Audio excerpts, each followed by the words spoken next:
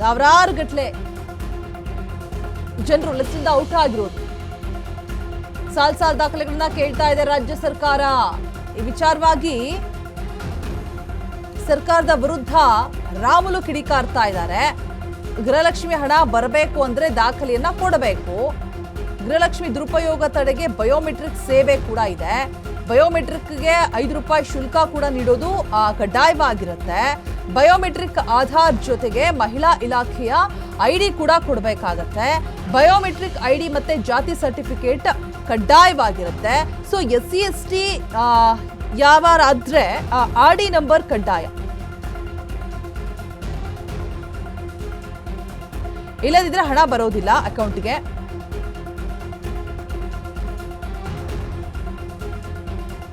So RD number ನೀಡಿ form ತುಂಬಿದ ನಂತರ ಗೃಹಲಕ್ಷ್ಮಿ ಹಣ ನಿಮ್ಮ ಕೈ ಸೇರುತ್ತೆ. ಆದರೆ ಬಿಜೆಪಿ JDS ನಾಯಕರು ಹೇಳ್ತಾ ಇರೋದೇ ಬೇರೆ. ಪರಿಷ್ಕರಣೆ ಹೆಸರಲ್ಲಿ ಗ್ಯಾರಂಟಿ ರದ್ದು ಮಾಡುವಂತಹ ಹುನ್ನಾರ ನಡೀತಾ ಇದೆ. DK ಶಿವಕುಮಾರ್ ಸರ್ಕಾರದ ವಿರುದ್ಧ ಶ್ರೀರಾಮುಲು ಕಿಡಿಕಾರ್ತಾ ಇದ್ದಾರೆ. ಅಲ್ಲ, ಪರಿಷ್ಕರಣೆ ಮಾಡೋದೇನು ತಪ್ಪಲ್ಲ, ಬಟ್ ಅವರ ವಿರುದ್ಧ ಕಿಡಿಕಾರ್ತಾ ಇರುವಂಥದ್ದು ಗ್ಯಾರಂಟಿ ಏನು ರದ್ದಾಗಿಲ್ವಲ್ಲ, ಇಲ್ಲಿ ಗ್ಯಾರಂಟಿ ರದ್ದು ಮಾಡುವ ಹುನ್ನಾರ ಅಂತ ಹೇಳ್ತಾ ಇದ್ದಾರೆ. ಮುಖ್ಯಮಂತ್ರಿಗಳಾದಂಥ ಸನ್ಮಾನ್ಯ ಶಿವಕುಮಾರ್ ಅವರು ಏನು ಗ್ಯಾರಂಟಿಗಳ ವಿಚಾರದಲ್ಲಿ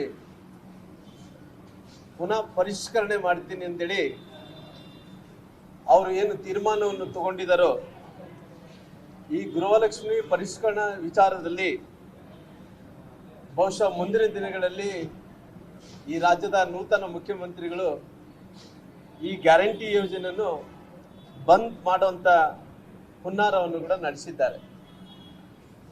ಹಾಗೆ ಜೊತೆಯಾಗಿ ಒಂದು ಕಡೆ ಅವ್ರು ಏನು ಹೇಳ್ಬೇಕಂತ ಇದ್ದಾರೆ ಅಂದ್ರೆ ಒಂದು ಗೊತ್ತಾಗ್ತಾ ಇಲ್ಲ.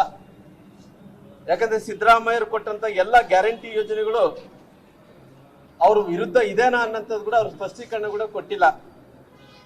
ಅಥವಾ ಎಲ್ಲೋ ಒಂದು ಕಡೆ ಈಗ ಗ್ಯಾರಂಟಿ ಯೋಜನೆಗಳಲ್ಲಿ ಮೃತಪಟ್ಟ ಯುವತಿಯರಿಗೆ, ಮೃತಪಟ್ಟದಂತವರಿಗೆ ಸುಮಾರು 55,000 ಕುಟುಂಬಗಳಿಗೆ, ಮೃತಪಟ್ಟಂತ ಕುಟುಂಬಗಳಿಗೆ ಆ ಜನರಿಗೆ ಹಣ ಹೋಗಿದೆ ಅನ್ನಂತ ಮೂಲಕ ಮಾತುಗಳನ್ನು ಕೂಡ ಸನ್ಮಾನ್ಯ ಶಿವಕುಮಾರ್ ಅವರು ಹೇಳಿರೋ ಕಾರಣ ಅಲ್ಲಿ ಏನನ್ನ ಅಕಸ್ಮಾತ್ ದುಡ್ಡು ಏನನ್ನ ಅಲ್ಲಿ ಏನನ್ನ ಲೋಪ ಆಗಿದೆನಾ, ಇಲ್ಲಿದ್ರಿಗಿನ ಅಲ್ಲಿ ಭ್ರಷ್ಟಾಚಾರ ಆಗಿದೆ ಅನ್ನಂಥದ್ದು ಕೂಡ ನೋಡ್ಬೇಕಾಗಿದೆ. ಸಿದ್ದರಾಮಯ್ಯ ಸರ್ಕಾರ ಆಡಳಿತ ಸರಿ ಇಲ್ಲ ಅನ್ನಕ್ಕೋಸ್ಕರವಾಗಿ ಹೇಳಕ್ ಹೋಗಿದೆ ಅನ್ನೋದೇ ಏನು ಗೊತ್ತಾಗ್ತಾ ಇಲ್ಲ. ಅದಕ್ಕೋಸ್ಕರವಾಗಿ ಸಿದ್ದರಾಮಯ್ಯ ಅವಧಿಯಲ್ಲಿ ಯಾವುದೊಂದು ಯೋಜನೆಗಳು ಮುಂದುವರಿಸಬೇಕಂತೇಳಿ ಅವತ್ತಿನ ತೀರ್ಮಾನ